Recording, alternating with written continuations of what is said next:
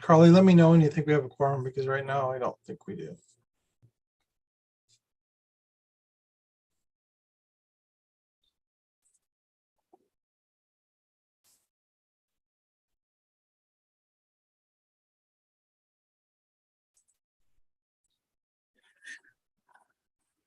So I have a question about our quorum, Dan. We've had some turnover with some of our organizations, specifically the Ukiah Senior Center and the Ukiah Police Department. I haven't received any official communication from either of them regarding their COC board representative. I know you've spoken with the Ukiah Senior Center. Should we count those seats as part of our quorum? There's still a seated seat technically, because the senior center, I know for sure, I'm pretty sure it's Diana emailed you, or Debbie emailed you, not Diana. Diana was the old senior center director. Emailed you about that on the letterhead. I thought that she would be doing it. Yeah. As far as the city goes, Shannon can fill that spot should she need to, but until the seat's removed, it's still unfortunately part of the quorum. Okay, so it's a total of 9 people. And I see 1, 2, 3, 4, 5.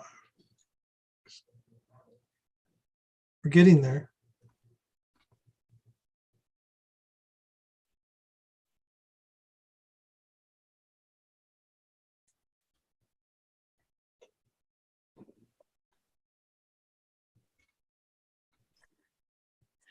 If we could count Mary Ziegler for Mendocino County Social Services, or HHSA, as the board still seat it reads, we could have Mary Ziegler and then we'd have 9.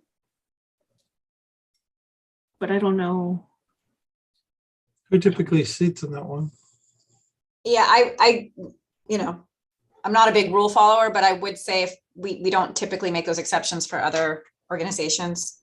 So Yeah, because that's typically Karen, right? Karen, and I feel like, can't remember who the official backup is. It was Jody Johnston, and nobody's been appointed since Jody left. That's kind of why I was like, well, it was an adult and agency person, and unfortunately, there. But we gotta get a handle on this, I think, the next month or two. So what's happened to the community clinic? Their attendance has not been great. Is Yeah. that what your point is? Yes. Yes. Yes. Thank you, Megan. Yes. And Dan and Veronica and I have made a commitment to kind of reach out to people that are the attendance issue, and we just haven't followed through on that yet. So Veronica and you and I make sure we do that. We need to do that. We need to get on it. Yeah. It got steamrolled by filling in A lot of priorities, right? I did get an automatic response from Xenia when I sent the agenda out, and the auto response says that she is out of the office until July 18th. But and I think even before that, her attendance hadn't been excellent, and they've had some leadership changes there. So it'd be good for us to really maybe what we should do to make it simpler. And I know maybe we should start the meeting, but Dan and Veronica, send an email to everybody and say, we're confirming these are the right people. You need to confirm, let us know, yes, this is the person, and kind of point out that we need a commitment one way or the other. Yeah, and also, I mean, really, an agency can have backup. So that it seems pretty simple and straightforward. The agenda comes out in advance. I mean, yeah. Hey, Veronica. Yes. So since we can't start it because we don't have a quorum yet, is there anything on here that's time sensitive? Because I see that the HAP applications due June 30th. Yes, well, it has to be agendized. It doesn't have to be approved. So we don't have to have a quorum or anything to approve it. But I do want to present it at least publicly and allow, give members of the public who might have been interested in it the opportunity to weigh in. And I kind of want to make sure it's okay with you guys. Just like if you want me to tweak it or something or make some changes, I absolutely can do that. It has to be today.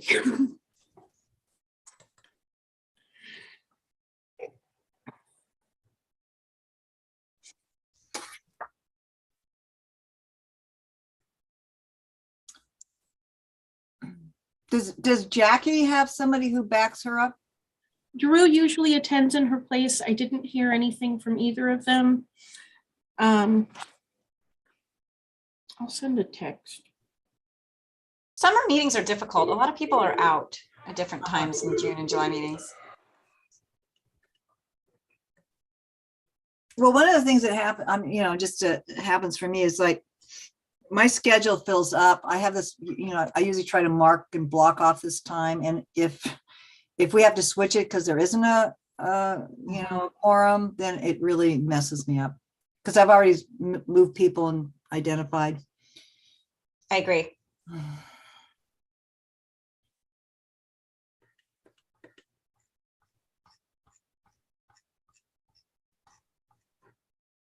So for the purposes of the timeline for the HAP, could we do like a smaller group to review that and approve it? I'm not sure. I know that Sage and Paul worked really hard on it and then sent it out for us to review. So I don't know.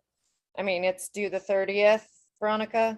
Right, and it doesn't have to be approved or voted on. It just has to be on the agenda for the public to be able to provide comments. I see. So you still want to present it, but we can't move forward with this meeting without a quorum. So we can meet without a quorum. We just can't make any decisions or Can't take anything. any actions.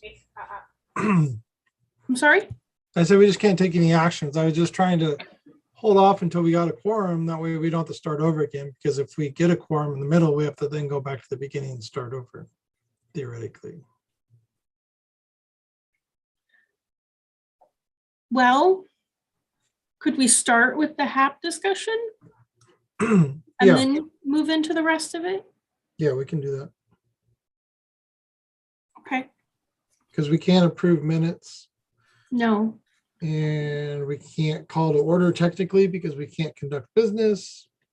Oh, that's right. So we'll call this our ice cream social. Yeah, where's my ice cream though? Everybody get up and go get your own ice cream and head back to your camera. All right, let's just talk about the HAP for right now. I just want everybody to see that I don't know where my camera is. Over here. Anyways, There you I have an ice cream Twix. So there you go. That counts. There you go.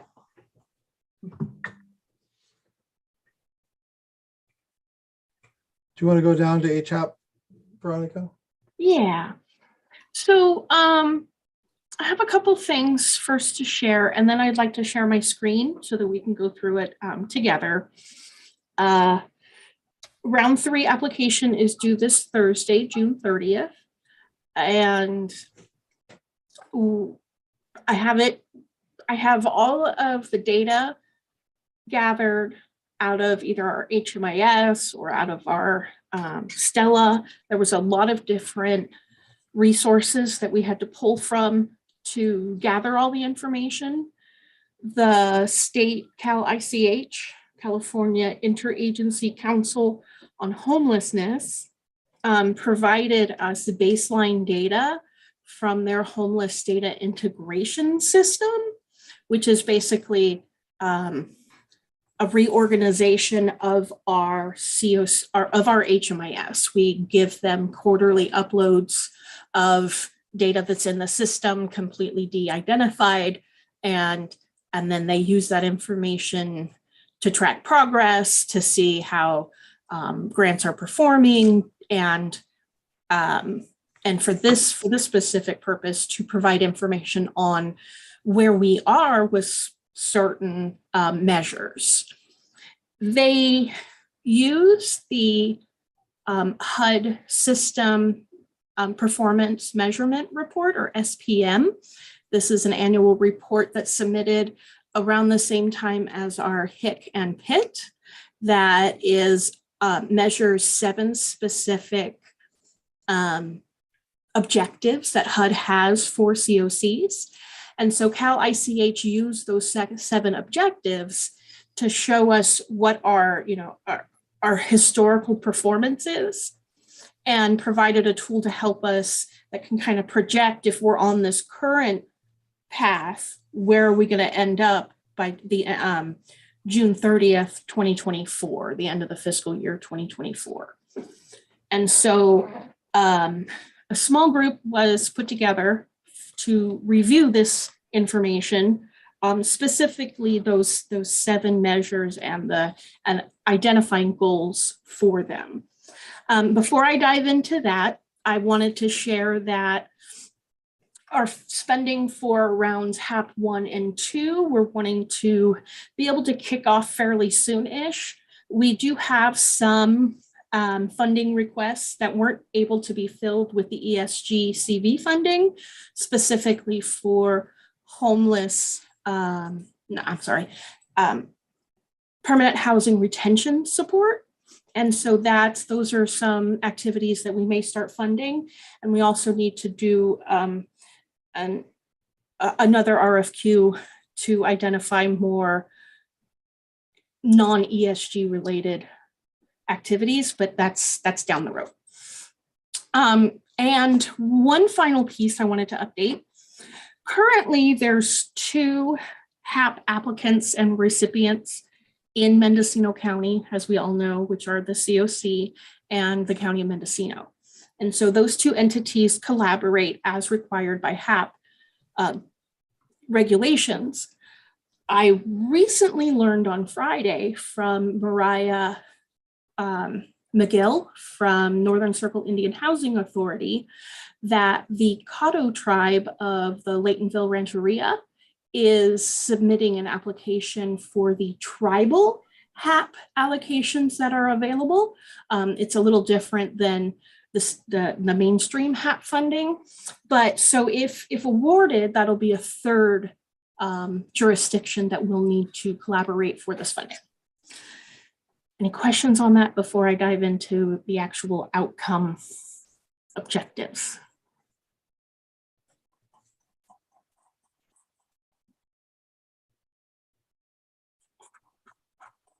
Okay, I'm just scrolling down to get to this section. Okay.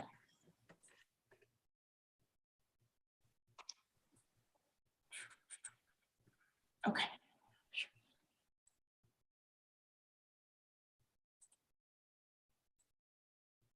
Can everybody see that okay? Yeah?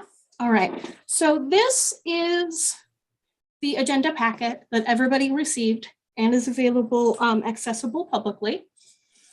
There are 7 tables that are included in here. This first one is the landscape analysis of need and demographics.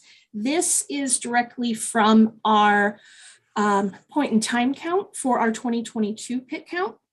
And so this is the information, it's a summary of it. People experiencing homelessness, household types, subpopulations and other characteristics, gender. Please note that the gender demographics are only the 4 categories that HUD previously used. It doesn't include the expanded categories because we don't have enough historical data. Once the data has been collected, enough data has been collected in those individual other categories, we'll be able to have data to report. But at this time, we just don't have enough to rely on right now. Ethnicity and race demographics. And so this is a really good summary of that report. And then I'm going to scroll out a little bit. Oops. There we go. So this is table 2, landscape analysis of people being served. This data was pulled from our 2021 Stella, which is an analysis a tool that HUD provides of our 2021 LSA data, the longitudinal services analysis, I think. It's a report that Ryan does every year, and it's huge. We also pulled it from our 2022 point in time count and our HMIS DOC APR. So this data is not solely from the baseline data that was provided. We also mined this from other resources. And so this is really good information to have, but I'm not gonna necessarily review what it is because there's a lot of information here. Table 3 is the landscape analysis of state, federal, and local funding. Here we have 3 pages that list all the various sources of funding, ranging from home key to ESG, ESGCV, CDBG, and lots of other funding. I mined this online, calling folks, just finding as much as we could. So this next one is really what I've asked everybody to come together for. Table 4 is of our outcome goals. So outcome goal 1A, again, aligns with System Performance Measure Report, SPM report, item number 1A. There's 1A, 1B, but there's no 6. It gets a little confusing, but there's 7. So this one is reducing the number of what we predict to see in our system, either an increase or decrease of the annual estimate of people accessing services who are experiencing homelessness. This measure is specifically not, we think of it as the number of people measured that are experiencing homelessness in Mendocino County, but it's people who have access services. So they're in HMIS. We know that there are people that we capture in our annual PIT count that do not access services. This does not represent those people.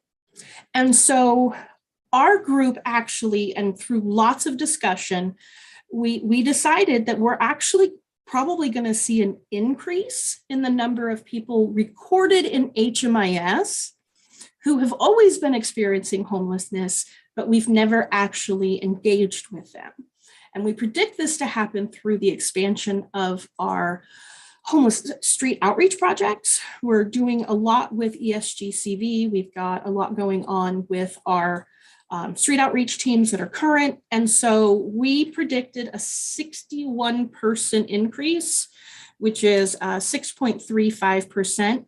This was kind of based, that it's not a random number. It was based upon the projection that we were seeing in our data. And so that's what we recorded. So in addition to having an overarching target population and goal that we see, we're going to see an increase. That's our overall goal. They also asked that we create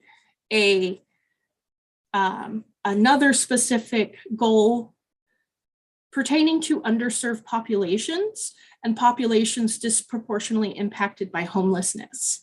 There's 3 groups really that we'll see throughout this that were identified as being the most underserved or disproportionately impacted, which are Native American or people who identify as Native American or Native Alaskan, as well as families, households that have at least one adult and one child, and then people who are experiencing a severe mental illness. Those are really the 3 populations that we created target goals for.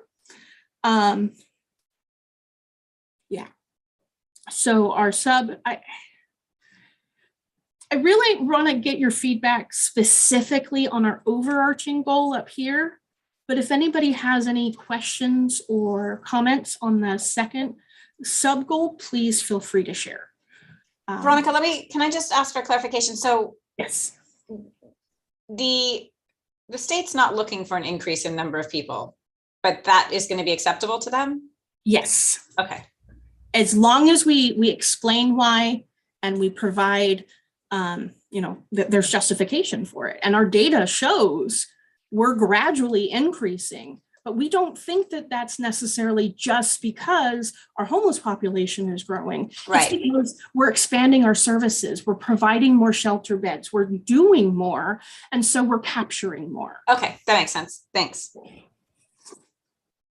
Anything else? Goal 1A. And then it's another caveat, the second set of goals. This is for bonus funding.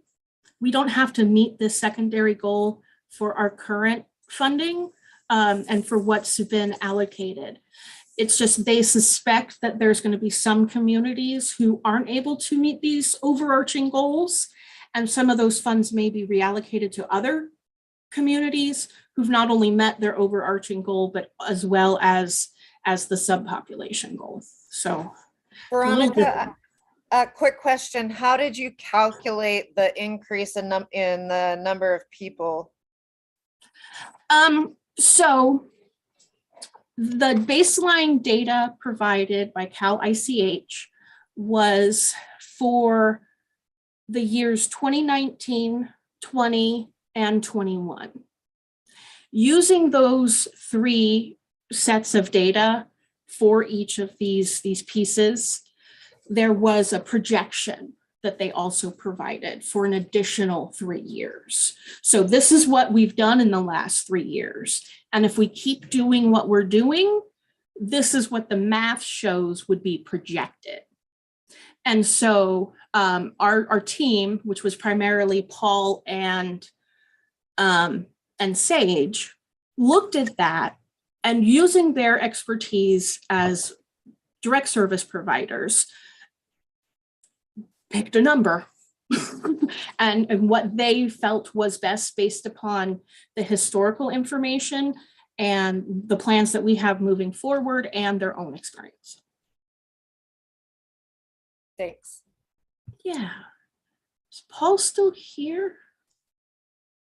He was here. Don't think he is. Okay. So Veronica, also, being that the plan, of course, even though there might be an increase, is overall to decrease the number of people who are experiencing homelessness, right? Yes. So are you, is there any new housing that is on the horizon? I mean, this, the housing limitations in this county, but we continue to hear, particularly from the coast, our coast office, with people who've lost their EHB vouchers, et cetera, that it's, unless there's more housing,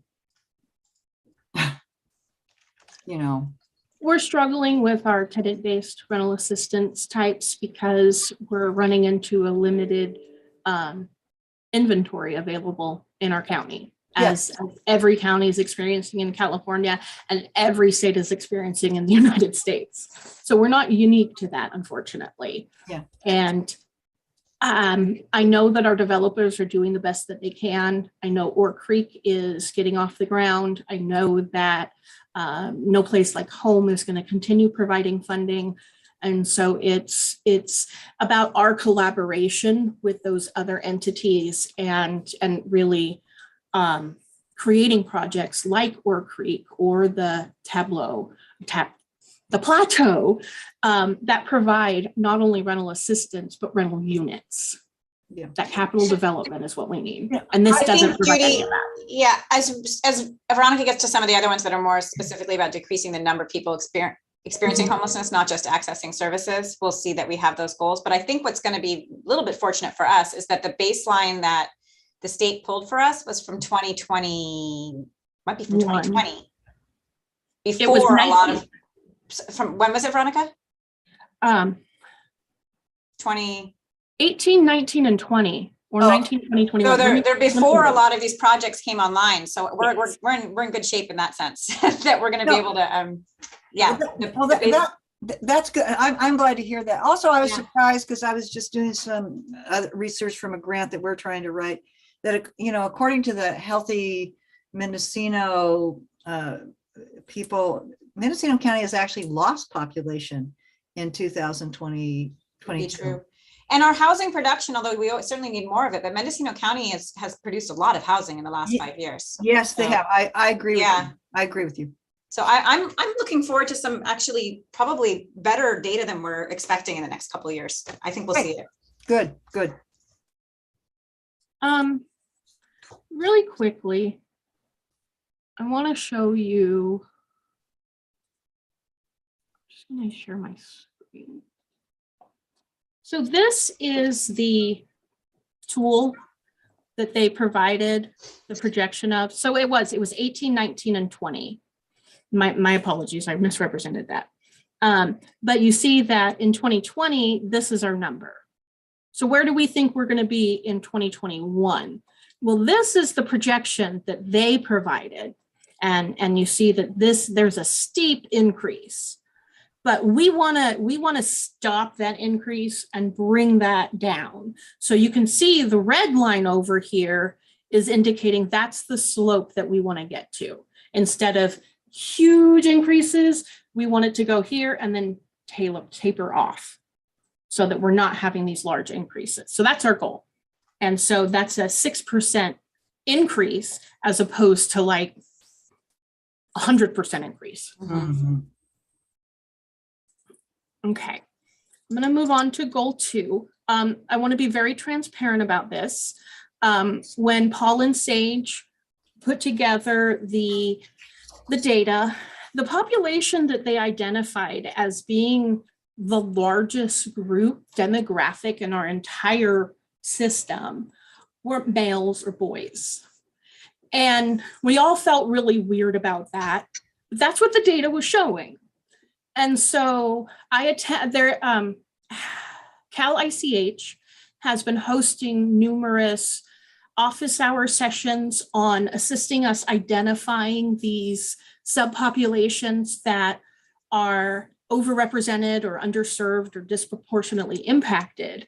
And whenever I had TA assistance looking at those subpopulations at a higher level, it showed that Native Americans, again, were highly overrepresented in our system. We had, let's see here, of the 575 people who were experiencing homelessness on a day-to-day basis, 186 identified as Native American or Alaska Native. That's 32% of our homeless population.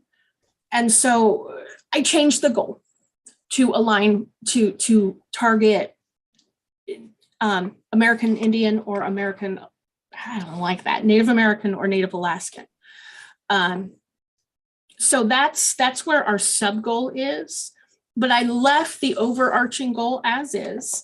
And so our goal is to reduce the number of people experiencing homelessness on a daily basis from 575 to 430, which is a reduction of 145 people or 25%. Any questions on that one?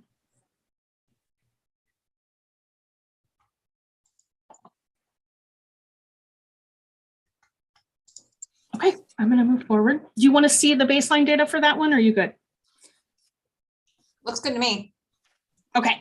So Veronica, isn't it also true, just like you were kind of speaking about the Coda tribe in Laytonville, that are you thinking of this also as that Native American tribes will bring also to the table perhaps money that they can apply for to help with housing Native Americans too?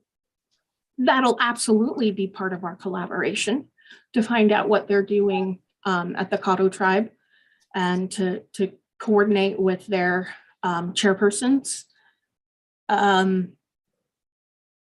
I know that there's sporadic permanent housing funding, but there isn't like HAP is really the first time that both mainstream services and tribal allocations have been available at the same time. Oftentimes it's mainstream and then they'll switch over to the tribal. And so the tribes get started a lot later than we would. And so there's a disconnection because they're behind. We can absolutely, help them with, sharing lessons learned or, maybe sharing how we've, used the state website or things like that. But this is going to give us a unique opportunity to build services with them at the same time. Okay. Okay. So the next goal, number 2, is reducing the number of people who become homeless for the first time. So our baseline data from 2020 was that we had 590 people who became homeless for the first time in our system. We want to reduce that by 216 people, which is a 37% decrease, and the number would be 374. The subpopulation to target are families with children, at least one adult and one child in the household. I specifically called out the Family Unification Program, or FUP, through CDC, because I know that there's been an underutilization of that. There's been kind of a disconnect between CDC and child welfare services. And so with the hopeful approval of the Family Homelessness Challenge Grant, this will become a natural development through that process. And I know that there's going to be improved collaboration between those two entities because of the Family Homelessness Challenge Grant.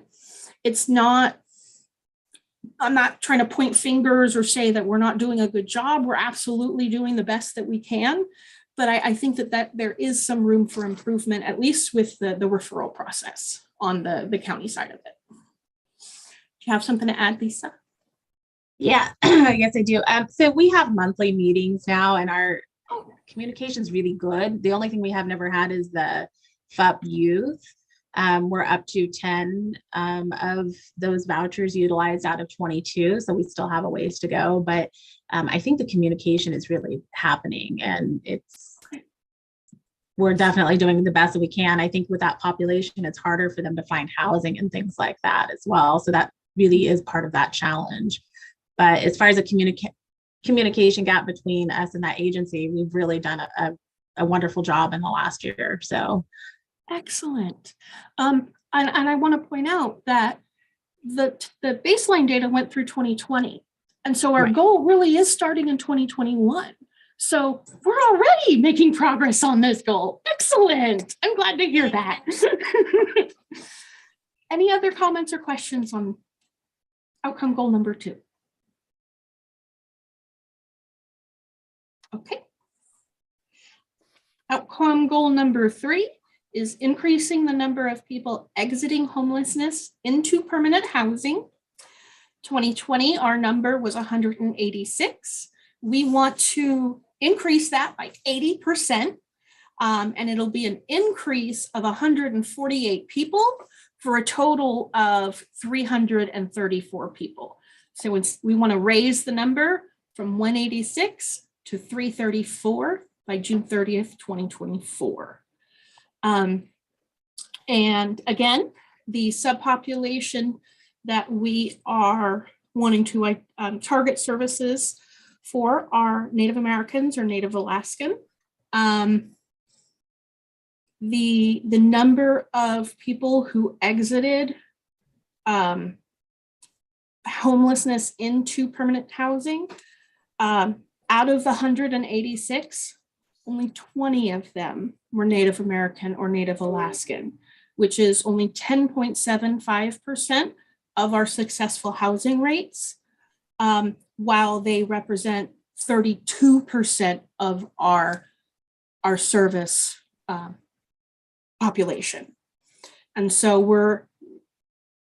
we're seeing very low rates of permanent housing attainment by folks who identify as Native American or Native Hawaiian. Alaskan. Camille had a Yes. question and now we have a quorum, I think, so we might have to go back to the beginning and start. Okay. Camille, you have your hand up.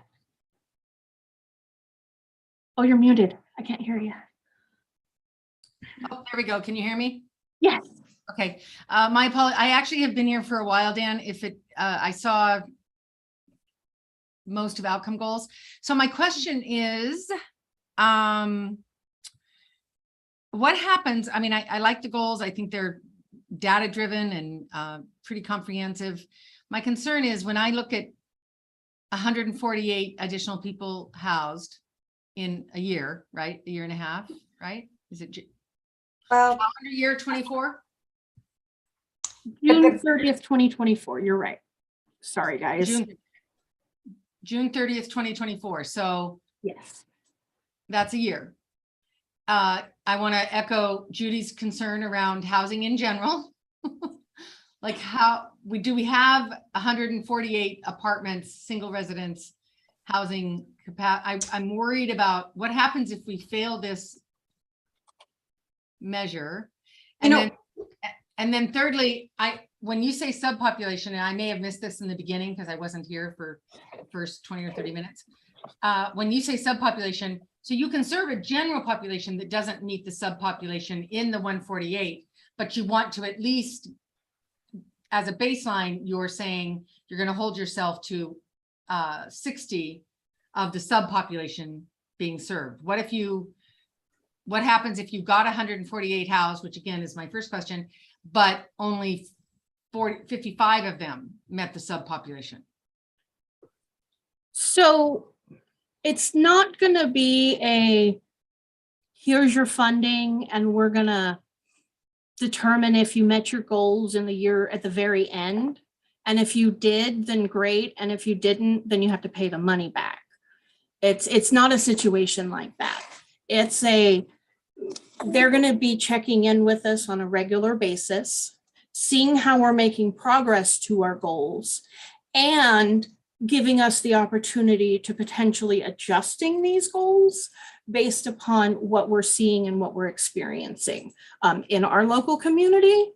And then additionally, the subpopulation, so the sub goal that's described on the bottom, that goal is specifically for to become eligible for bonus funding that they have available that they've held back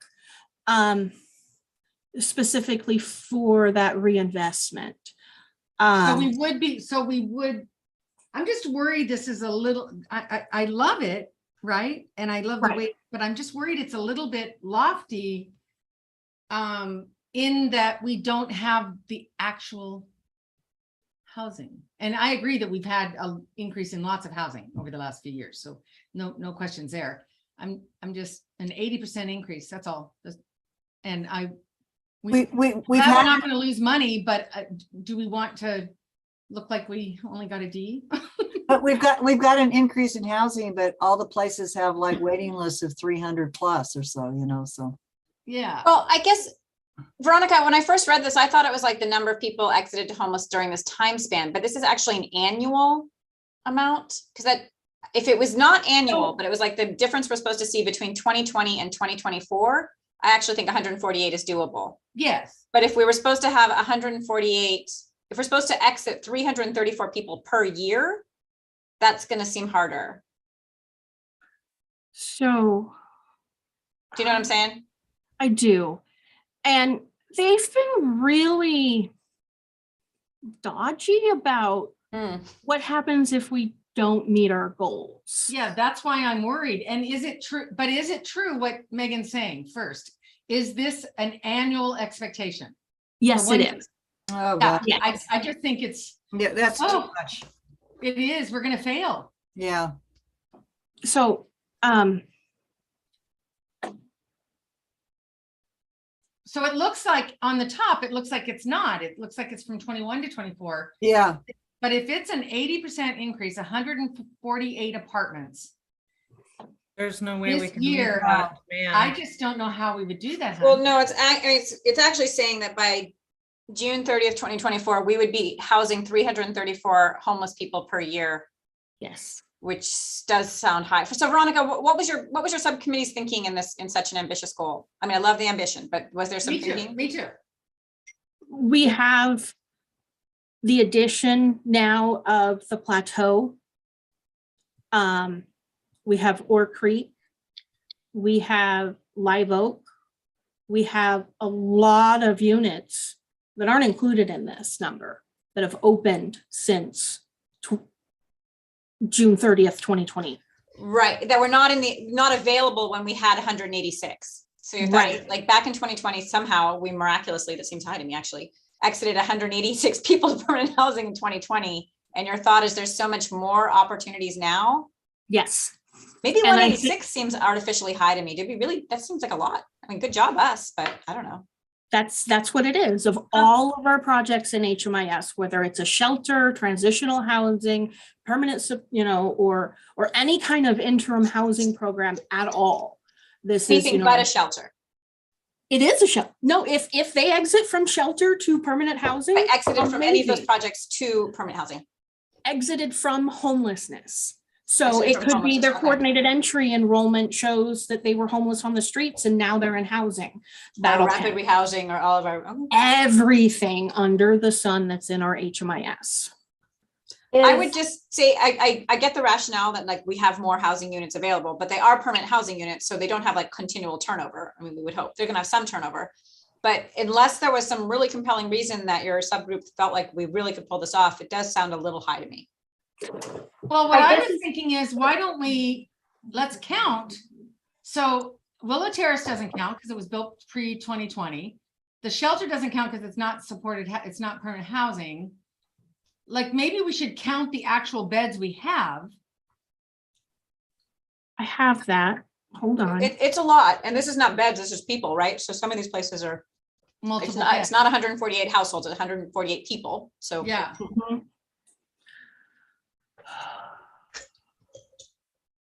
I'm guessing it's 200 altogether.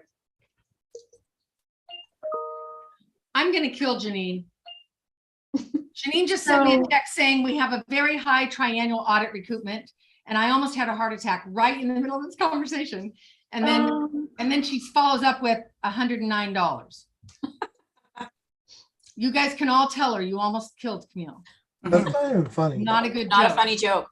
Not a funny joke. Anyway, back to the point. Sorry, team. We have 100 and, well, Oh, hold on. This is including emergency shelter. yeah, So and that doesn't other qualify, right? permanent supportive and rapid rehousing. So this doesn't have to all be permanent supported. It's permanent Permanent. housing. Whoa. But that's including permanent supportive housing certificates, which is not necessarily housing. So this is other permanent housing and permanent supportive housing and rapid rehousing. We have 682 year-round beds. Now, I understand some of those are occupied, like the permanent supportive housing, like that's 167 vouchers that, or Are being used. beds that are available. So that's probably more like 140 actual units. So yes, this is in beds, not units. Are they actual beds? I mean, is there an actual human being sleeping in a bed in this? Some number? of these, so this tells you on our night of the pit count, how many people were actually in that program. So the plateau, it didn't exist yet. We knew how many units it was going to have, so we included it in here. So we've also got So you're saying, so like there was 127 EHV vouchers issued or available, only 17 of which were being used at that time. So it looks like there's a fair amount of Exactly. capacity for supported housing, which is, Yes. there is funding to support people's housing. Does the HUD housing itself vouch. exist? Was it 85 of 140? Mhm. You know, PSH was 158 out of 167. Go us, go CDC. Yeah, no But kidding. but I mean, there's large amounts of, we can improve this. We can Yeah. gain some more. What is the CalWorks housing support is a voucher? It's a rapid rehousing program. It's rental assistance. Okay, and it's being used. They're all getting rental assistance. Yep. So the way rapid rehousing works is what's reported on here are the number of people who are being provided permanent housing. They have more funding available, but if there's not actual rent being paid on that person's behalf in this month, they didn't get counted. Yeah, so I'm confused now. I guess. It's welcome to HUD world. Unfortunately, everything's confusing. But back to the original question, to Judy's point around actual physical additional housing, if we have access, right? So the 682 says we have access to an actual bed. Well, we But have a only funding source that can 400 support it. Huh? We have a funding source that can support it. It may or may Oh, not but be. they're not actual beds. Okay. So wouldn't we want the number to be closer to the difference between the 463 and the 682? The Which is 219? 219. Yeah, wouldn't we want that to be our goal? Well, It it kind of kinda is. is. No, she said it was 316 a year. Yeah, that's the part that I'm struggling with a little bit, Veronica, because it looks like we're saying 334. Well, it's a Sorry, yeah, 334 is our goal. each year. Yes. Yeah, that seems so high to me, Veronica. I really wish Paul and Sage were here. They're the ones that came up with these Well, you numbers. know- I didn't do it. Well, but if we just were to say with all due, we're Tawny Bailey has her hand up, by the way. I don't understand where anybody is getting the per year from, because I'm not seeing that anywhere in the language. And then my second question is, with the spreadsheet that you were showing before, was what do the FUP vouchers fall under? When you were checking off the permanent supportive rapid rehousing, FUP would be permanent supportive housing too, and it sounds like we did 10 of those. So wouldn't those also be included?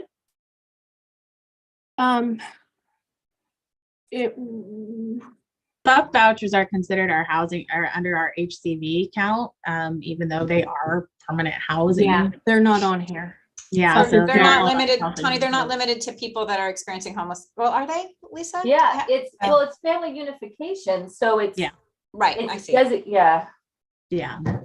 I just wanted to throw out there, our experience right at this present time is it's very difficult to find housing. We cannot literally want to give our vouchers out and people are not finding housing right now. So, I mean, we're getting some small gains, especially with our landlord liaison, but it's really tough.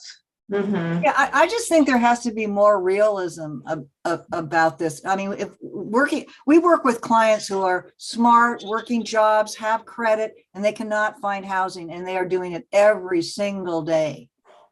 But we have this number, like I said, it's not random. It's based upon the projection of where we were and where we are now. We increased from 112 to 186 from 18 to 20. That's a 80% increase that we saw. I mean, a 66% increase that we saw just in those 3 years. So I'm wait, not- let me go back to this. So you're saying, really what you're saying though is, if we have the 297, the new housing that we're talking about is only the difference between the 297 and the 334. No, that's what's, this is confusing because the one you have right now. Feels reasonable.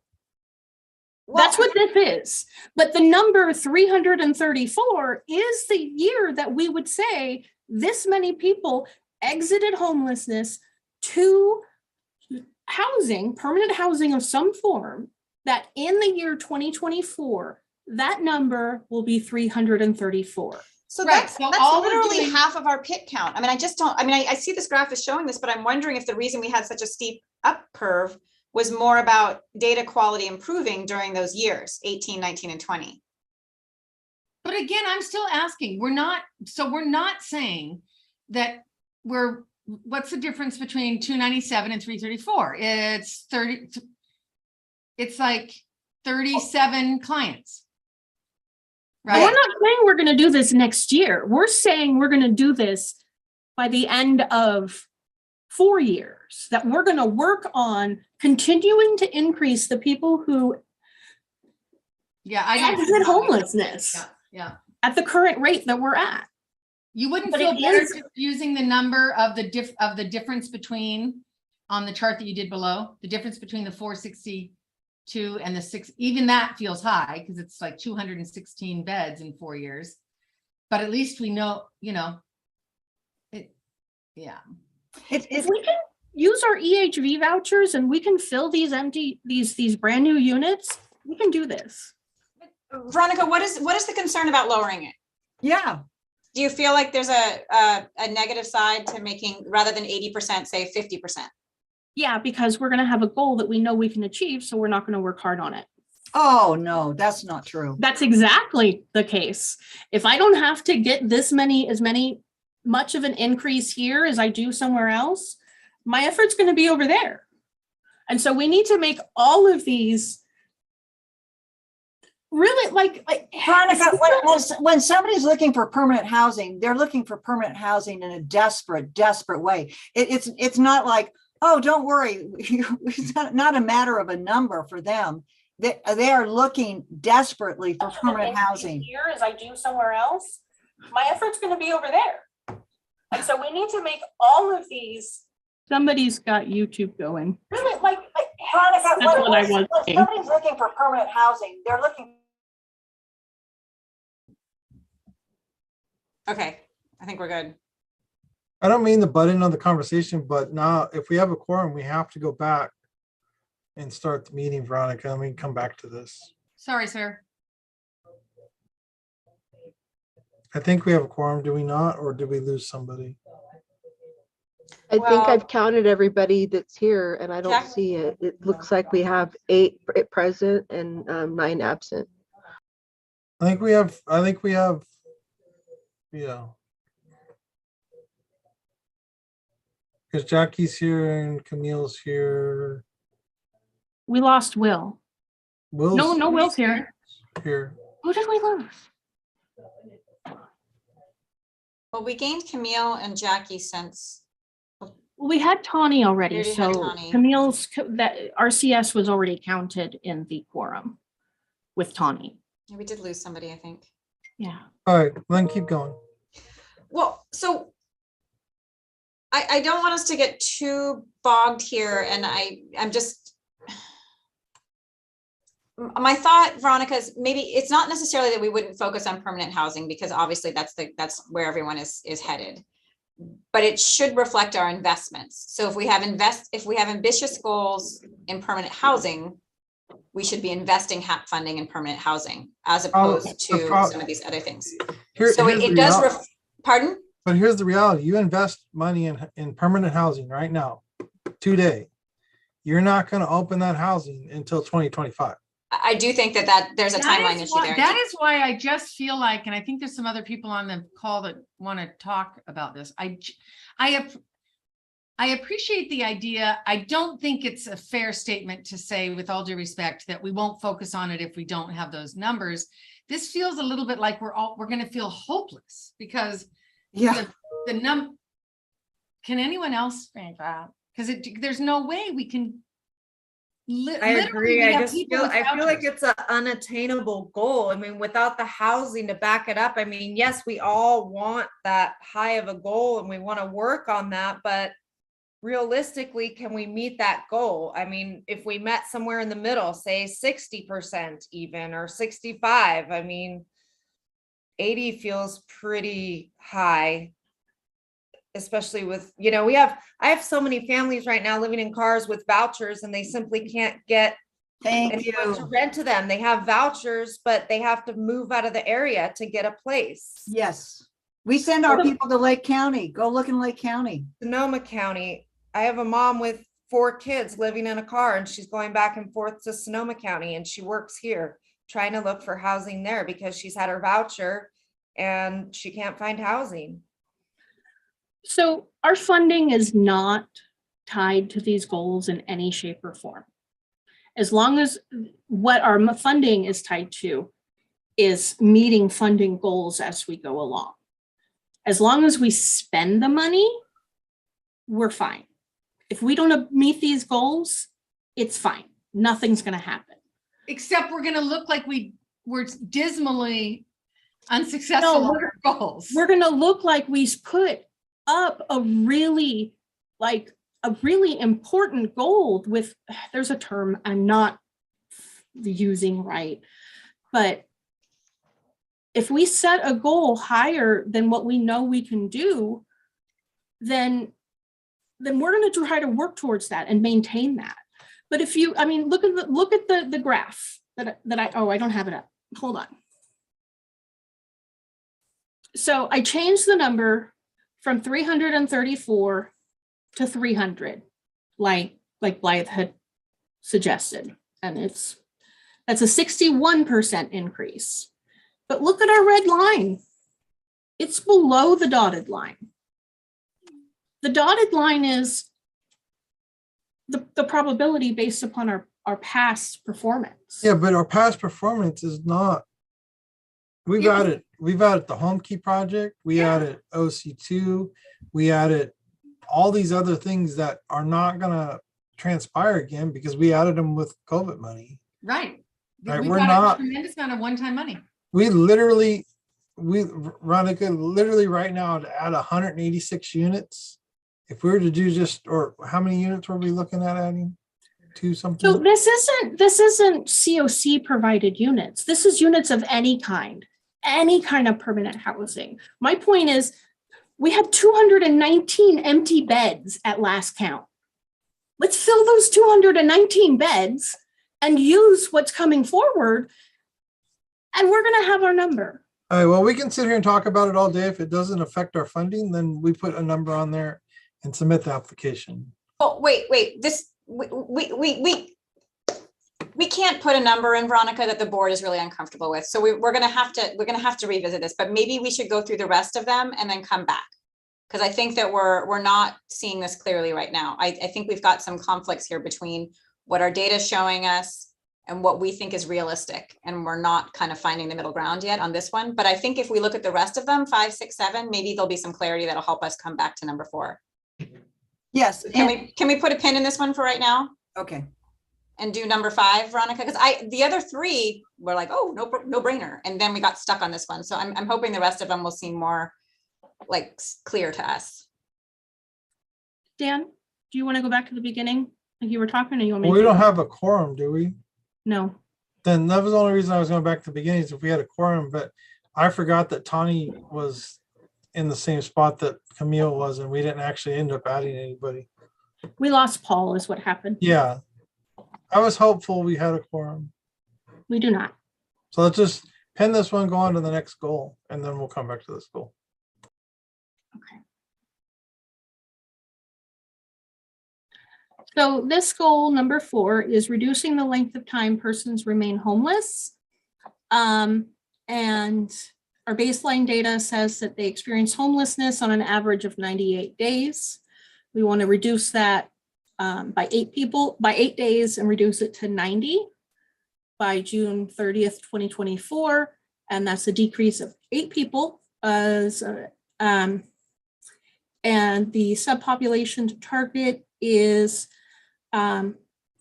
households with at least 1 adult and 1 child, or families with children. They remain the longest the homeless on average, with an average of 109 days in 2018, 139 days in 2020, and that's a 43% increase. So we're seeing that our families are experiencing longer lengths of homelessness over time, And the goal is to stop that curve and to lower that. What do you think? Seems very reasonable. I just have one small question. It looks like on the top, the measurement is in days, but then it translates to humans. So I'm it's a sorry? decrease in, so Oh, it's yeah. up top, it's talking Oh. about a decrease of Oh. days, and then it translates to humans. And so I'm not sure how that is calculated. I think it's a That typo. is a typo on my part. Thanks for catching it, Tani. 'Cause Okay. So we are talking about days. Okay, good to know. We are. Thank you. I'm gonna put that in. I'm gonna highlight that so I don't forget. Some days I identify as a day. That's what I was feeling that day. I always feel like there's not enough of me to go around in a day, so or too much if you ask some people. Should I go on to the next one? Yeah. Goal number 5 is reducing the number of people who return to homelessness after exiting homelessness to permanent housing. So these are folks who were homeless, went into housing, and then reappeared in our homeless system somewhere. Our Actually, goal- thought our baseline would be higher. I'm happy to see that. And this is, so HUD measures that people who return to homelessness after 6 months, after 1 year, after 18 months, and after 2 years. I believe that this is the figure for 6 months. And so it could actually be larger once we get to a farther amount of time, but was what they told us to use. And so we said to decrease it by 5% to 2.27% of people who return to homelessness. The idea is to use our HAP funding for the housing support, permanent housing retention support services that's unique to HAP, and to provide funding to a lot of the case managing agencies that do the permanent supportive housing with zero funding assistance. There's some EHV referral work that needs to be done up front. That way we can pay for that work that's being done. And so not only provide that upfront, getting people better connected to services and permanent housing, but also working with them after being housed to retain it. Tawny, you have your hand up. Yeah, just one quick question, or two actually. For the baseline data, the 7.77%, I'm interested to know the time span that we were able to pull the data from to determine this. And then I'm curious, based off of that question, does this include folks that live out of the area? So as we come to know, sometimes we have to move our families into different communities, not our county, to be able to seek housing. Does this baseline reflect those individuals? Would we know if by moving them to Lake County, would we know if they entered back into homelessness in that county? So I think the answer to your question is no. This is a measure of people who were homeless in Mendocino County, became housed somewhere, and then reappeared later in Mendocino County's HMIS. There's no way to share information with other COCs without huge amounts of collaboration. The state probably could, if there was a way to determine, well, over in this HMIS, the person's ID number is 123, but over in that HMIS, it's 567. And so you could do it by social security number, I guess. But so the state probably could provide that information, but they haven't. It's interesting, Veronica, because I agree. If somebody moves to Lake County and then becomes homeless, we wouldn't know about that unless they came back to Mendocino County. and showed up as homeless, right? Veronica, is that where we would see it? Which would be Sounds like interesting it. because It- they it would would kind of be only- double counted. If Lake County knew they returned to homelessness and then they moved over here and were homeless, that person would be double counted, which would be unfortunate. Right. Does that 7.7 come from a year of observing the shifts in data? Or is it over the span of So- a couple years? So let me pull this up. You know, we used to, when I was doing homeless services in the Bay Area, oh man, was this a thing for us? Because the Bay Area is so large and people would move constantly from San Francisco to Oakland and back and forth across the bridge. And with it being 2 counties, I mean, it was just a hot mess. So it's not a unique situation to us. Yeah. I'm just really curious about it. So this is the data that was provided in our baseline data. So this is a nice presentation of this raw data. And this is a measure of the measure number 5, number of people who return to homelessness. Let me go to the top. It's the measure of all persons right here. So it was 8% in 2020. It was 15% in 2019. And again, it was 8% in 2020. No, 28. No, I went 20. Yeah. You know, what could be, I mean, if we ever wanted to if we ever felt that the number wasn't accurate and we wanted to get a different number, rather than look at who returned into homelessness, it could be just a matter of looking at who remained housed, which would acquire some additional staff time because you would have to have somebody call all the individuals that were housed. But if they're, you know, depending on what that number is, it could, you know, be arduous or not arduous, but it might actually give a different reflection. I don't know if it's skewed or if it's off at all. I'm just curious. Well, I was also wondering if that's something that we could calculate or track through, you know, if a family moves to Lake County, oftentimes they're having their services transferred, like their CalFresh or their food stamps or something like that, because then we would know that they've relocated and then would be able to contact to determine housing. I don't know. That's Well, up to just to everyone. move us along, this is an interesting dilemma that moving across counties would be a statewide issue, but I think that the goal itself does not seem overly ambitious to the team, does it? No. If we go back to the, So this is the math. And so if reducing it by 5, reducing it to Reducing it- 5% in 4 years. So as a 2.77% reduction. Because I know that this says 8%, but the actual math, when you do the division and stuff, it's 7.77. This is just rounding it up. Yeah, I don't think it's overly ambitious, whether they come back to Mendo or not. Yeah, I think it looks good. I think that's interesting, though. I can only imagine I have to be in the Bay Area and do this because people would move all the time to different counties that you'd lose track of them.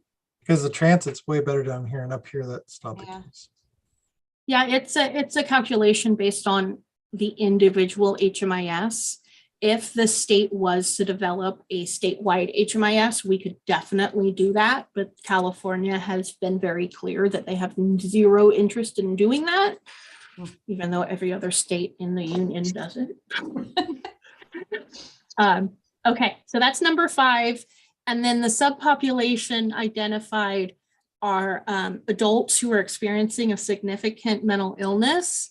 They had a return of 16% in 2020. That's a double what our overall population is. And so we'd like to get that also down to 5%. And the group thought it was doable because of the additional supportive housing programs with Ore Creek and the Tableau And the plateau, sorry, there's a learning management system and I get them mixed up. But yeah, so I think that we're getting more housing for persons with a serious mental illness. And so this is going to be achievable because of that. Looks good. And then the last goal, number 6, is to increase successful placements from street outreach.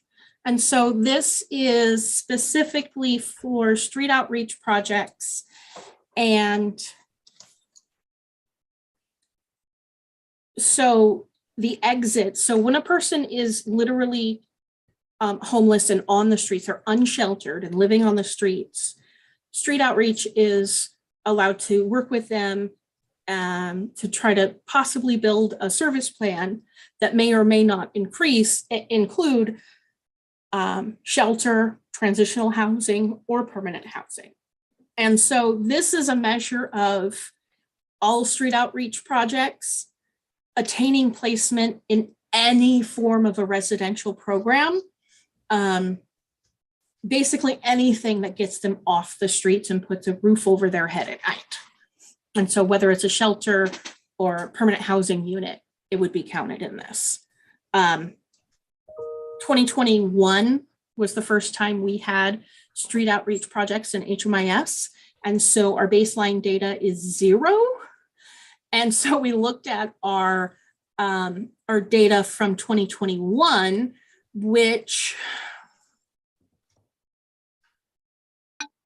said that they placed 1 person into housing of some form, but we know it's more than that. That's just what's reflected in HMIS. And so really this goal is going to be achieved not by changing our work and how we actually interact with people who are experiencing unsheltered homelessness, but rather how well we use our HMIS. How well do we document people moving from the streets into shelters? And so that's really, I think this is not overly ambitious at all. I actually think this is definitely doable. It's nice when your baseline's 0, there's nowhere to go but up. And I just caught another error.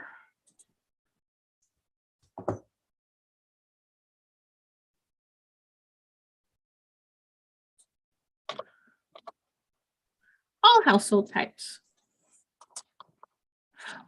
Oh, wait.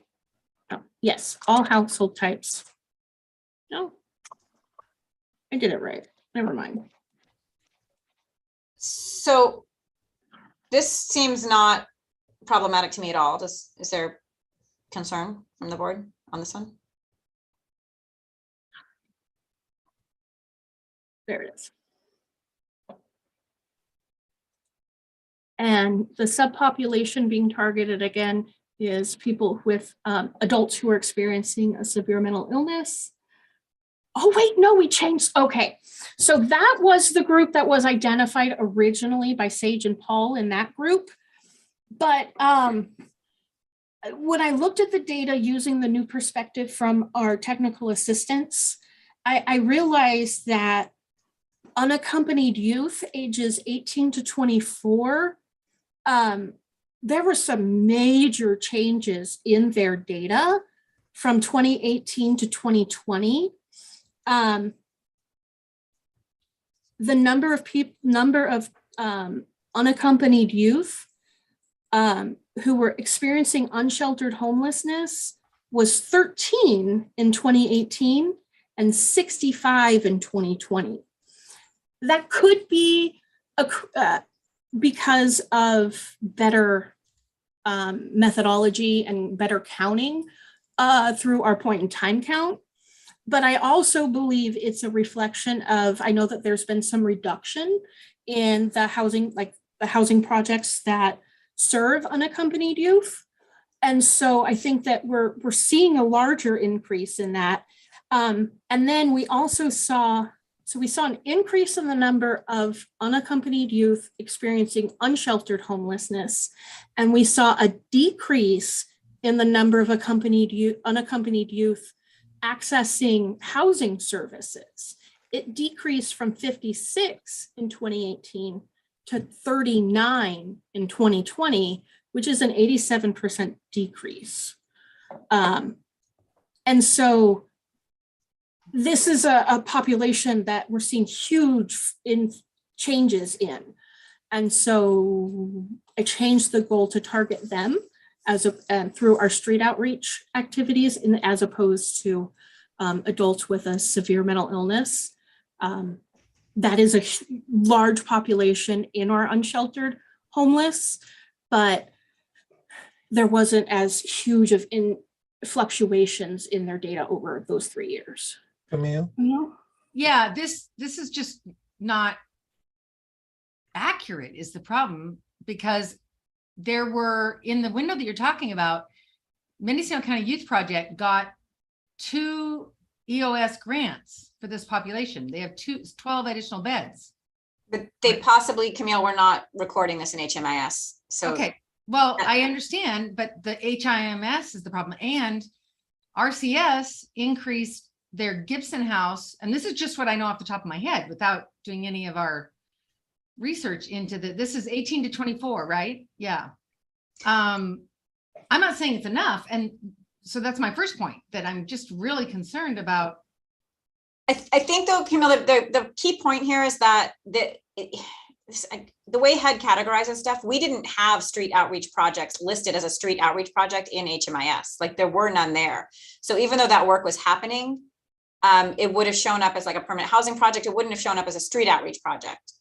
So the street outreach is the street outreach workers. They would be identifying these people who would then show up in those housing units that you just described. But well, kind of. I know that the agencies are not going to be willing to have HMIS tell them who they can take. I certainly that's coordinated entry. That's not related. Okay. That's not what good. I meant. Okay, good. Because for Yeah. you're going to take them. My point to the second piece. Yeah, I mean, I think we could. Can I provide clarification though on Yeah. that first piece? Yeah. This is information reported by RCS and Mendocino County Youth Project staff. Yeah, it's directly from them. It's not in our HMIS. It's literally what they told us. Yeah, that's so. So I can't go on anything that's other than that. Well, I think that maybe Youth Project didn't report maybe that. I don't know, but it doesn't matter. I'm sure we can increase by 12. So yeah, I'm just saying the baseline data is erroneous. But and it's just so hard for us to calculate goals based on inaccurate data at times. So yeah, but I mean, if that's what it is, but to the second point, youth, the 56 to 39, I'm sure that's true. Veronica, so that's what you were talking about before. That's the number of youth in programs. The number of beds available was reported as 56 in 2018, but 39 in 2020. No, so the beds available are more. The youth exiting are probably more as well, because ask Blythe, our kids don't want to be told they can't smoke pot and do drugs in housing.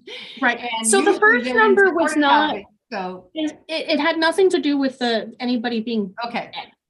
It's unsheltered homeless. We found 65 youth on the streets on the one day of our point in time count in 2020. Sure that's true. I'm sure that's true. Yep.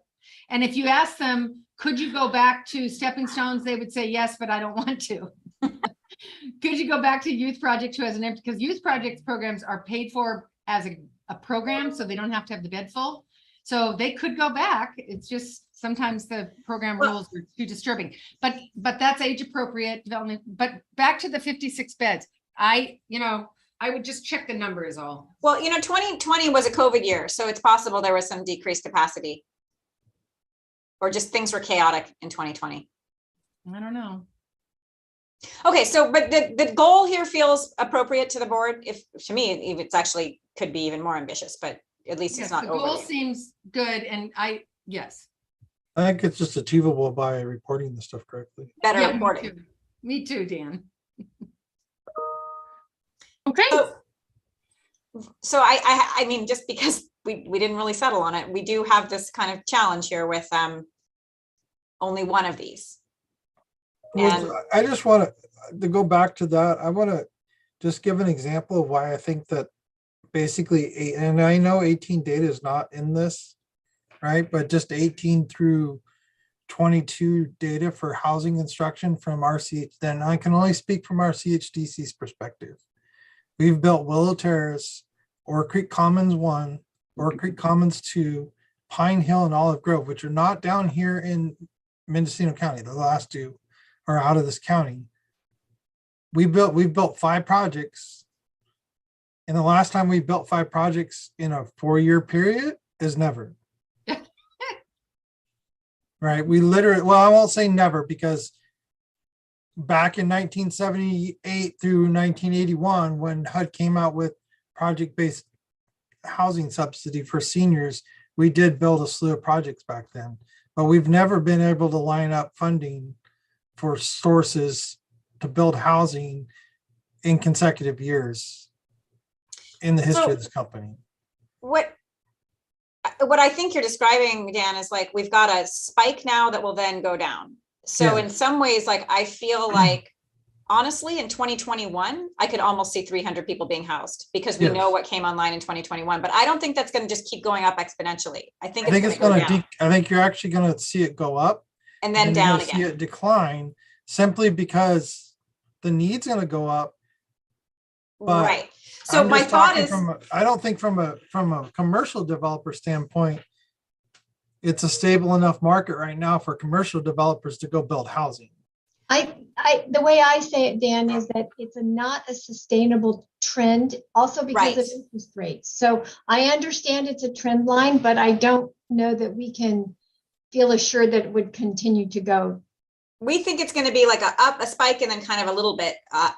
And what we see in these last 2 years is the beginning of that spike. It's going to hit a peak probably in 2022, maybe, and then start to go down. So in some ways, I could see us hitting 334 in 2022, but not after that. Like it's almost, Veronica, as if the goal peaks a little earlier than 2024 and then heads back down to like 250 or something. I don't know how to make that reflect of the chart though, because they just want it to keep going up and up, right? Like they don't really want it to go in a logical way. I mean, because you know? moving forward in 2023, 2024, we have nothing scheduled to come online in Mendocino County.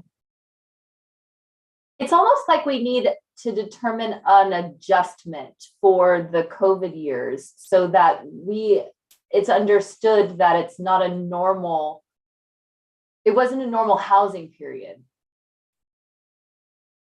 Does that make sense? Like a deviation? 2020, 2021, and 2022 will all be somewhat abnormal, but we've got a weird thing going on in Mendocino County that we do have a spike of new housing units coming online. Dan, mostly 2022 and 2023. Really, honestly, mostly 2022.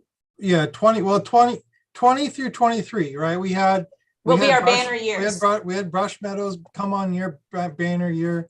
We had Yeah. the Gobi Street project come online down from CVS, right?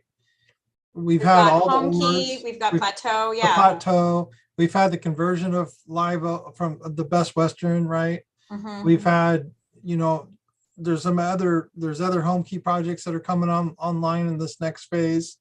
There's been a lot of aggressive housing construction simply due to interest rates and programs where there's money that's effectively been thrown out there. Right. I mean, Millview, the Ukiah Senior Apartments, like 2021 and 2 are big years. And But then I don't see a lot after that. I think you're going to start seeing it flatten out. Now, that doesn't mean you're not going to have attrition in those existing housings, right? You're not going to have a higher mortality rate because we're definitely seeing higher mortality rate in our housing in the last 2 years than we've ever seen. You mean people dying? Is that what you mean? Yeah. That's true. So I think that you are going to see more people becoming housed off the streets, right? This is what it's trying to track, or to permanent housing. But I think it's unreasonable to expect that, and I know that we're going by HCD graphs or HUD graphs, right? They like ACD. Well, Cal ICH, a new one. They like everything to go up in an exponential manner. But if we were to change that 66 to 50, what's the end number come out in 2024, Veronica? Say that again. If you were to change the 66 to 50, Well, no, the 66 is already set in stone. It's the next section. But it looks Oh. like the number you're allowed to move there is down there, that in that yellow cell, Veronica. Is that what you're allowed to enter? Yeah. So if we made it like 250. But see, I think there'll be a spike there. It's making it do a flat straight up line, but I think it's a little, I'm doing The problem is from a housing standpoint, 2021's done. Mm-hmm. 2022 is almost done. I don't know of a lot of pipeline projects, just looking at TCAP applications, and I'm really just doing the thermometer off the affordable side, not the market rate side. But I know the market rate side's just as horrible, because all I hear is like, when are people going to build market rate, right? Because nobody can rent a house. 2023 and 2024, I didn't see any awards that are going to fund in those 2 years that are going to produce any units in Mendocino County. We don't have any. And the truth is, if we don't get some market rate housing, we won't have the people to provide the support to make sure that these people can stay housed. Yeah. I think 250 to Good point, 260 Camille. is a reasonable number that we probably still are going to really, really struggle to fill in 2 years, right? Because we're not even at 250 for this year, are we? Well, it'd be interesting to know what 2021 is. I don't think we quite have it. Maybe we haven't run those numbers. Well, I'm looking at it now. I'm trying to figure it out. It's a little different than they present it here. Because So it's unfortunately, I think measure it's going to number contract. 3, which is, okay, so exits to permanent housing.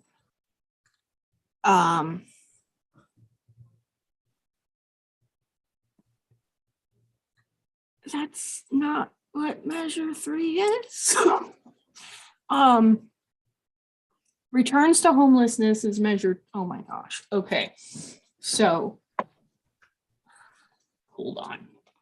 Okay, We see about a 5% turnover rate, 5 to 7.5%, depending on the project, but say 5% of vacancy rate. That leave the project, Yeah, permanently, whether they move out or they get die. terminated. Mhm. well, the other thing is that not all of these projects you're talking about, Dan, I mean, with the exception of kind of Live Oak and some of the Ora Street, they're not all designated for people experiencing homelessness either. I mean, No, but And they're we gonna all be- know any housing is good because maybe somebody else got permanent housing because whatever, yeah, but they're not necessarily homeless only housing.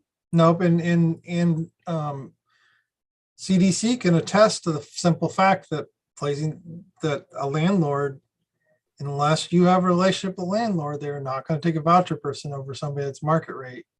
Even though it's against the law, they're not going to say that's why they denied them. But I guarantee it happens every day of the week. Yeah, I certainly am hearing a consensus that most people want this number lowered.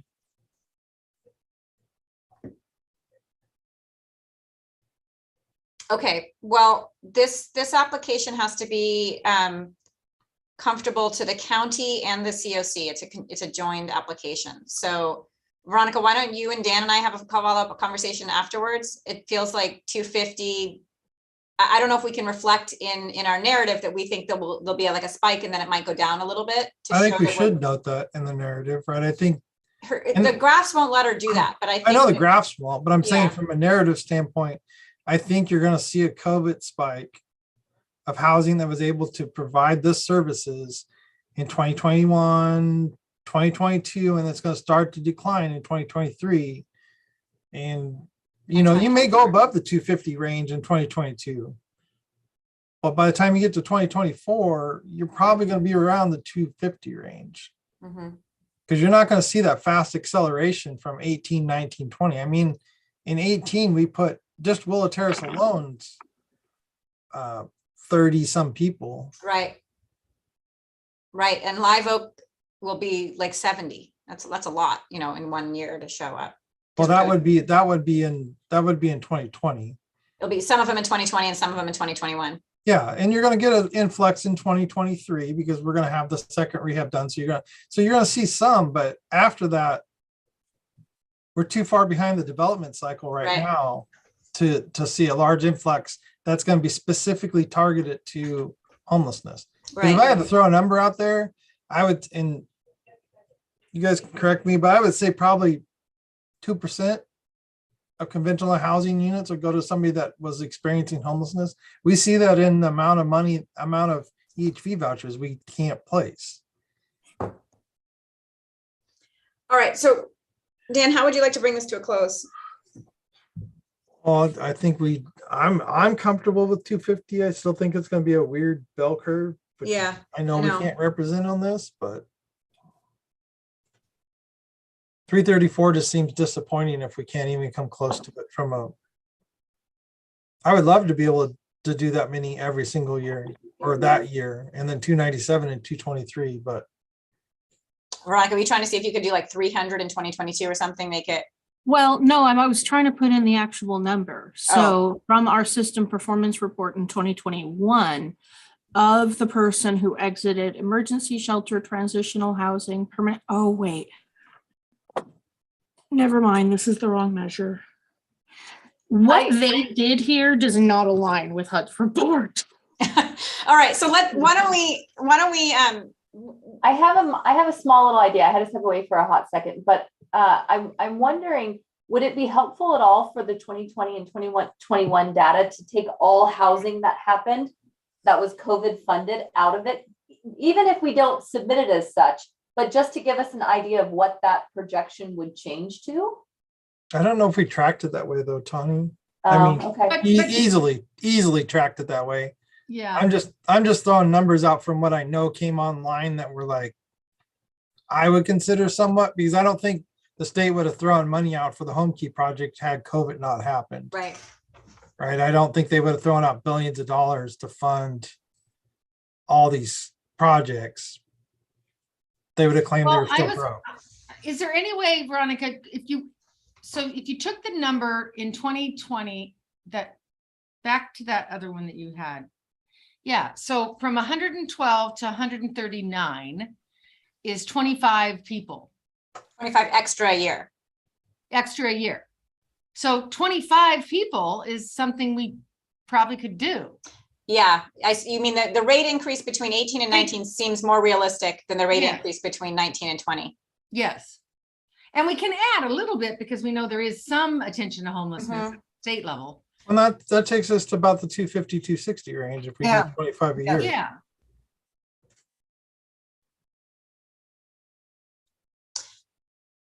I mean, I'd even be okay with 30 a year, but.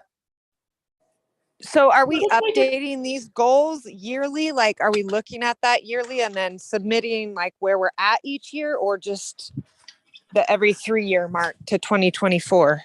There's going to be a quarterly review with us on our progress on these.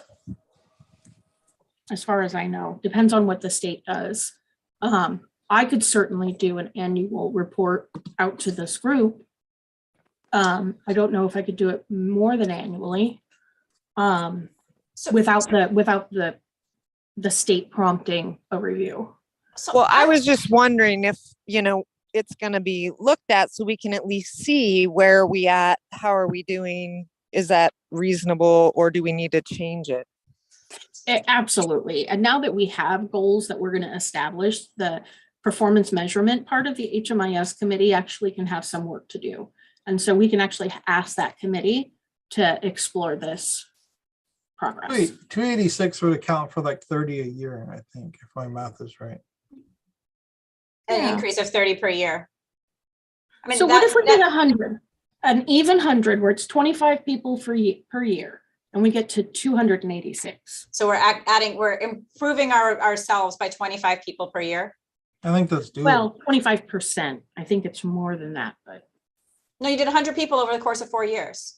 Oh, 25. Yeah, you're right. You're right. 25 extra people each year. So, I mean, that sounds to me, and if we do 286 and then let's revisit this, because we're going to have to anyway, if we revisit this with 2 accurate years of 2021 and 2022, and we'll know what actually happened during those years, we'll have a better sense, because we're in the middle of a cycle where it's hard for us to tell what's going on.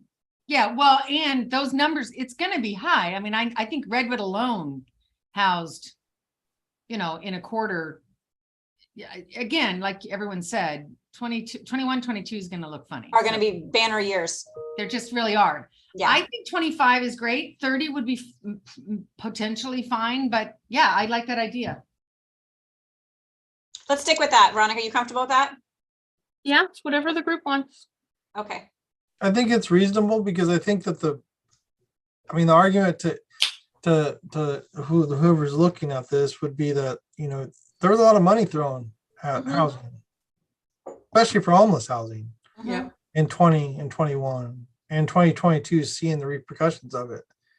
But it's not going to be there in 23 or 24. We're going to be lucky if we have new housing built in 23 and 24 that hasn't already been started. Mhm. Judy, Okay. what do you think? Yeah, no, I feel okay with that. Yeah, I think advocates work as hard for getting people housed, whatever the goal is. They're not looking at numbers. They're just trying to get their people housed. They know the people. They know they deserve permanent housing. Okay, I will make those changes accordingly. Thank you for your input. All right, Dan, you want well, what's going on? We don't have a quorum, so we're just doing like Quorum, subsequent so conversations. Veronica, is there anything else on the board report that you needed to present to the board? I know we can't take any action, but I do have some updates that I'd like to share regarding funding. I see Lori's here. Does that take us to a quorum? Lori has not been appointed by anybody That to doesn't take us serve to- for that the doesn't take media. us to a quorum then. Yeah. So just share the updates briefly. I don't want to start an open meeting Okay. for 22 minutes. Thank you. Well, The- first, let me see, is there any public input? Did you see any public input from? I received no advanced Right. public comment, and I received no requests or questions about it. The Zoom access information is available publicly, and so any members of the public can have easily access this meeting. All right, let's just go through the other updates you wanted to give real quickly. Okay, so it's the second page of your agenda. The first one is regarding HUD's COC program. Last week, HUD announced that they're going to be offering additional funding to COCs to address unsheltered and rural homelessness. They haven't released a lot. They've released the NOFO, but they haven't released the preliminary amounts that they project for each COC. I don't know if they're going to be doing that for this special NOFO. It's a really unique situation, and I got to read through it. But I wanted to bring it to the COC's attention. This is optional, it's not required, but it would be leaving funding on the table if we didn't pursue it. And I've included the link to the NOFO page in the agenda. Not included in your agenda, also with the COC program, late last week, HUD released the grant inventory worksheets that list all of our current projects that are eligible for renewal, and HUD verifies that the amounts are correct and that the list is inclusive. So that means that they're going to be getting close to their next annual NOFO. So we may be doing 2 NOFOs at the same time, specifically for the COC program. Any questions on COC program funding and NOFOs? That's a good problem to have. Although I feel for you, Veronica. I'm gonna do it. We're still going to do grant amendment for ESG, TV. I know. In addition to the COC program announcement, HCD has also announced that the Emergency Solutions Grant Balance of State NOFA has been released. I've included a link to that NOFA, it's an announcement, not opportunity. And those are due August 17th. And so I was going to ask Dan to appoint a funding review committee that I can meet with to start improvements and edits to our rating and ranking tool, and so that we can meet these funding demands. Can I do that outside of a board? Can we do that outside of Yeah. a board meeting? Yes, we can. Usually we like to do this so that we can get volunteers, but we don't have to. Well, I'm gonna go appoint back and look at who did it last time, and then I hear a train coming. it. Anything on E ESG? So we don't know right now, Veronica, if the special NOFO is gonna kind of bypass, like the regular ESG funds go directly to projects. We're not, is that, but the ESG CV came to the county who then redistributed. Do you know which way this one is gonna go? So the funding is only going to come to the county for CV. That's the Right. one and only exception to this rule. Great, so the Otherwise, special rule one, is that HCD contracts with the service provider directly. They Awesome. have, both RCS and Hospitality Center have ESG balance of state funded contracts. and you think that's the format for the special one as well? It's not COC. It's not ESG. The special NOFA. I got it. I see what you're saying. NOFO Yeah, is the COC program funding through HUD, which is also contracts directly between HUD and the recipient.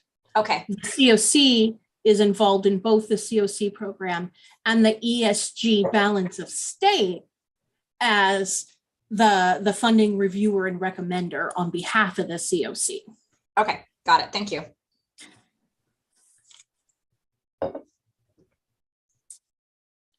HAP 3 applications due June 30th, and I'm working on, once I get all the ESG CV contract renewals completed and everything in place, I'm going to turn to expanding services for permanent supports, permanent housing retention support, which is going to be funded by HAP. And one last update is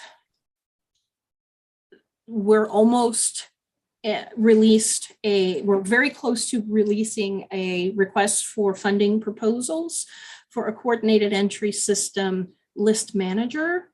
It's to do the day-to-day work of looking at client data in the coordinated entry project in HMIS, working back with service providers on data quality, helping train them specifically on data collection for the coordinated entry system, and pieces like that. And that's all the updates I have for funding.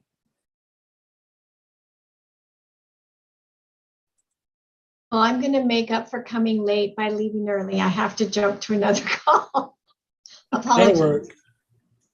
I do just have one last announcement. I did send out an email for what is called the Architecture of Injustice webinar series.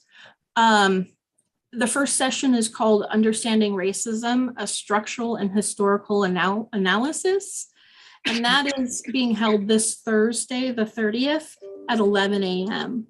I'm gonna ask that COC board members try to carve out time, even if it's just for this very first session. I think we need some context to start a conversation regarding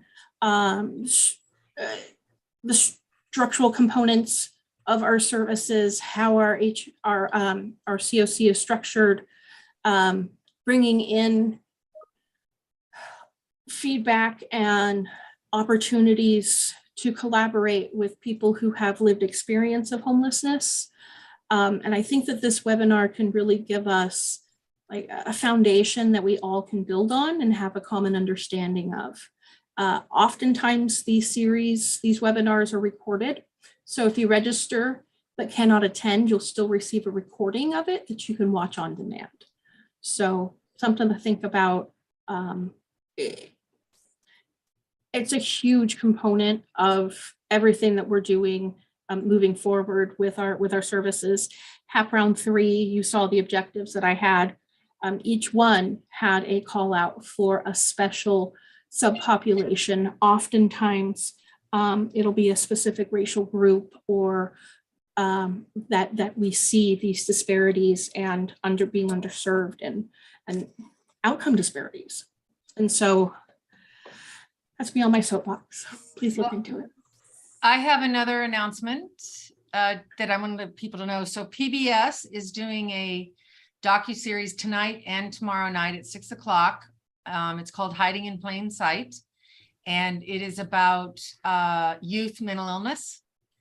And then they are also doing all 4 hours on July 28th.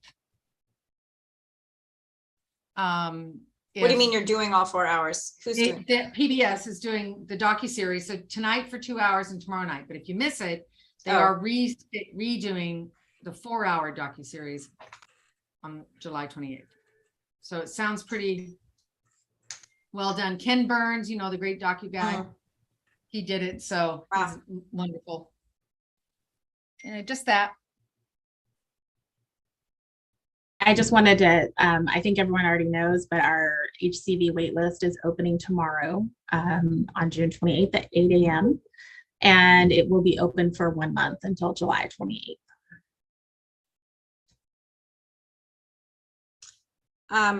Just a quick update from the county specific to Live Oak Apartments. The remodel is finally going to begin in like 2 weeks or something like that. So we'll have a lot of construction over the next couple of months, but then we anticipate filling another 20 units in September-ish. So just so people know that.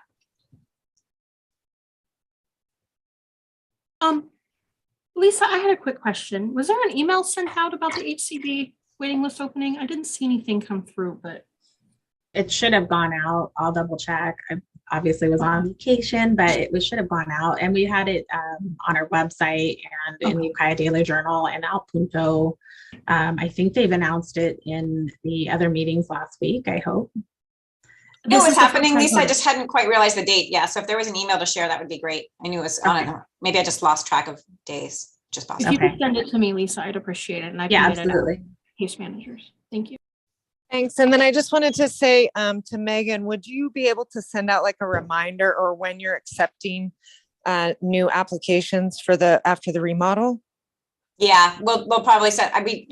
This remodel got postponed so many times. We kind of did a like, hey, it's coming like months ago, and now I need to do it again. So I will. I'll figure out the timing on that. I'm still a little gun shy because there's been so many delays. I want to make sure I really know the date. Okay. Thanks. So, but Megan, don't you have a long waiting list for that? We do have a long waiting list. It's not a waiting list in terms of first come, first serve. It's an interest list. So there's always, one should get on the list for sure. Gotcha. But what happens is because the list is aging, what we'll do is the same process we did before is we'll say, we're going to be filling units in another month or so. This is a good time to update.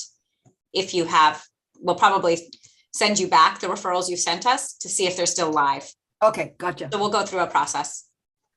We did that once, but it was turned out to be premature. And then just a quick update, because Veronica just pinged me on this. We have applied for a Family Homelessness Challenge grant. The awards are supposed to be announced by like tomorrow, and I have not heard. So I don't have an answer on that yet. It's on their website. I just downloaded it and I'm opening it. Oh, the awards? You're going to tell us like right now? Proposed awardees include the County of Mendocino at Thanks, Veronica. $45,353.51. Well, that's like a tiny fraction of what we applied for. So I'll look at it a little bit closer. I'll send it to you. Thank you. Yay, we got it. Maybe. I don't know. That doesn't sound quite right, but we'll find out.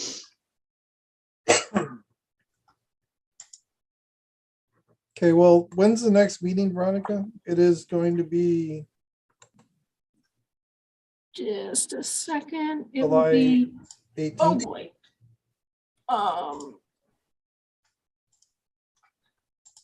Sorry, I changed all of this. Calendar. There we go. It will be July the 18th.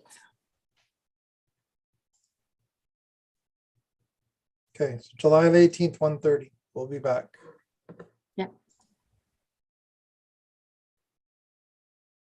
Okay. That's all I had. Okay, that's all we got then. Okay. Thank you, everybody. Thank you. Thanks. Bye. Bye, thanks.